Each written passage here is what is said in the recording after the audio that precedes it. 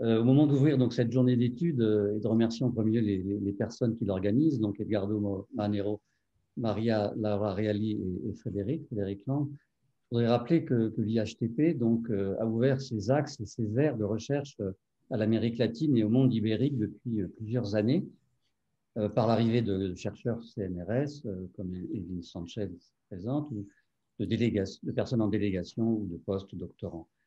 Donc, nous avons contribué ainsi au développement d'un réseau international de spécialistes d'histoire du temps présent pour l'Amérique latine et l'Espagne, dont la vitalité se traduit par un nombre déjà significatif de publications communes, l'une des dernières en date étant le numéro spécial de la revue Conserverie mémorielle, l'autre un ouvrage collectif dont l'une des coordinatrices est Eugenia Alir Montario, qui est chercheuse à la UNAM et associée à l'IHTP. Pardon pour mon accent. Des conférences et des participations à des séminaires orientés sur les problématiques mémorielles et les passés traumatiques, voire conflictuels de ces espaces, violences d'État en particulier, sortie de dictature, avec les conséquences que cela suppose en termes d'écriture de l'histoire, un des axes toujours fondamentaux de l'IHTP depuis très longtemps. Ces activités donc rayonnent à partir du séminaire Mémoire et Histoire en Amérique latine et Espagne du contemporain au temps présent, que Frédéric Lang anime depuis plusieurs années avec des collègues de Paris 8 et de l'École des hautes études, et surtout depuis l'année dernière, le séminaire international d'histoire du temps présent, qui se déroule en langue espagnole et qui réunit chaque mois les spécialistes du réseau international évoqués autour de Frédéric Lang et de sa collègue, donc Eugenia Alir. C'est d'ailleurs dans cet environnement international et dans l'élan de mutualisation du campus Condorcet que plusieurs initiatives de programmes de recherche sont en train d'être définies avec les tutelles et je m'en réjouis vivement. Je remercie également Clément Thibault, mon collègue donc, pour Mondes Américains, de succéder pour présenter cette journée pour laquelle je vous souhaite donc un très bon travail. Merci Christian. Bon, Clément, adelante. Bonjour à toutes et à tous. Alors pour moi, c'est un grand plaisir, un grand honneur d'ouvrir, sinon présenter cette journée sur la convergence entre extrême gauche et extrême droite en Amérique latine. Je vais dire juste un mot sur Mondes Américains. Mondes Américains, c'est un laboratoire qui a 4 tutelles et dont les tutelles principales sont l'École des hautes études en sciences sociales et le CNRS, et dont la particularité, c'est d'aborder l'histoire, l'anthropologie, la sociologie, les sciences politiques, peut-être un peu moins, de l'ensemble des Amériques, donc de l'ensemble de l'hémisphère, allant du Canada jusqu'à l'Argentine et le Chili. Et parmi, disons, les axes de recherche que nous avons, il y en a un qui est consacré aux politiques et dans lequel, évidemment, peut s'inscrire cette journée. Axe qui s'appelle le politique à l'épreuve. Alors je voulais remercier très chaleureusement les organisateurs, Frédéric Lang, l'IHTP évidemment, et puis Edgardo Manero qui fait partie de notre laboratoire et Laura Reali qui est associée et qui travaille beaucoup avec nous. Alors plutôt que de faire un commentaire pour une histoire qui concerne vraiment l'histoire et la politique du temps extrêmement présent et pour lequel je me sens un petit peu incompétent en étant un 19e je dirais, très féru de ma période et qui mord sur le 18e siècle en plus. Il y a 3 points qui m'ont semblé particulièrement intéressants dans votre programme.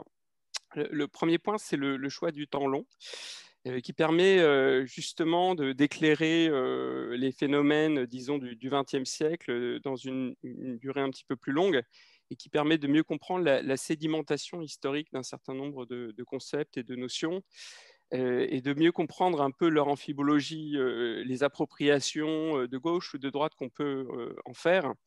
La question de la nation, notamment, si on prend le cas de la France, elle a été éclairée par les travaux de Philippe Darriulat qui montrent bien qu'au XIXe siècle, c'est avant tout une notion de gauche qui passe à la fin du XIXe siècle à la droite, voire à l'extrême droite.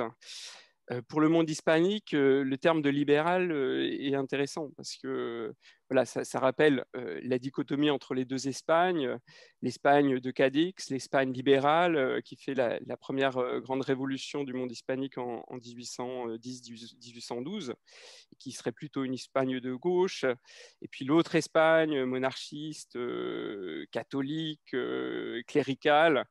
Voilà. Et le terme, progressivement, au fil des années, au fil des décennies, va se transformer et prendre une acceptation qui est tout sauf, disons, de gauche ou progressiste.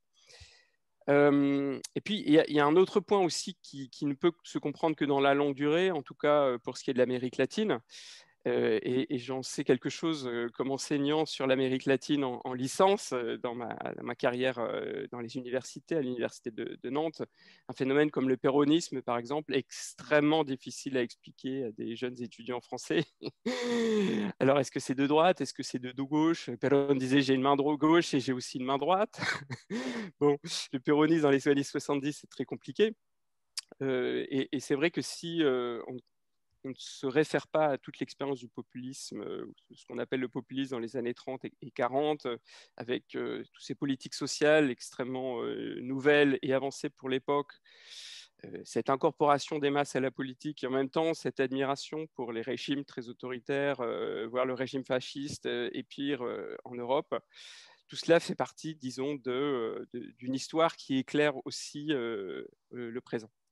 Le deuxième point, et je ne vais pas être très long, c'est la question de la sémantique historique. J'ai vu dans la plupart des intitulés un intérêt très important à la fois pour les langages politiques, pour l'esthétique politique, et qui est au cœur de votre sujet, c'est-à-dire, voilà, il y a des signifiants flottants, il y a des notions qui peuvent être l'objet d'appropriations extrêmement diverses, peuple, nation, république, etc.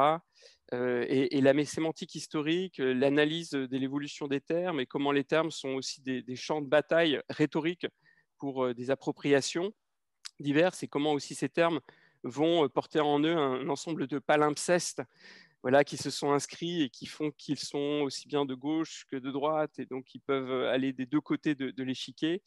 J'ai trouvé ça extrêmement intéressant, d'autant plus que cette étude de sémantique historique s'incarne dans des parcours intellectuels, dans la description d'œuvres, et qui permet aussi, disons, la comparaison entre les deux rives de l'Atlantique, où effectivement les mots n'ont pas les mêmes sens. C'est pas la même chose la nation quand on est dans une interprétation plus nativiste et identitaire, et c'est pas la même chose la nation quand le pays qui le revendique s'est libéré d'un empire et pour qui la nation est avant tout un projet politique et pas une identité fermée. Et c'est le dernier point, la question nationale. Alors, je trouve que c'est extrêmement pertinent d'avoir choisi cette accroche pour comprendre précisément cette capacité de la nation à articuler de façon contre-intuitive l'extrême gauche et l'extrême droite, parce que évidemment, elle peut avoir plein de définitions possibles. En Europe, on le sait bien. En Amérique latine, elle est aussi l'objet voilà, d'un champ de bataille rhétorique. Elle peut être anti-impérialiste, mais elle peut être aussi nationaliste au sens quasiment identitaire. Et derrière la nation, il y a aussi toutes sortes de thématiques qui se cachent, le genre, la classe, la race, etc. Je ne sais pas si vous en parlerez, mais je pense que oui. Donc voilà, j'ai trouvé ce programme extrêmement stimulant. Je suis ravi de pouvoir vous écouter et je vous souhaite d'excellents travaux. Je n'en dis pas plus. Merci encore aux organisateurs et aux participants, évidemment.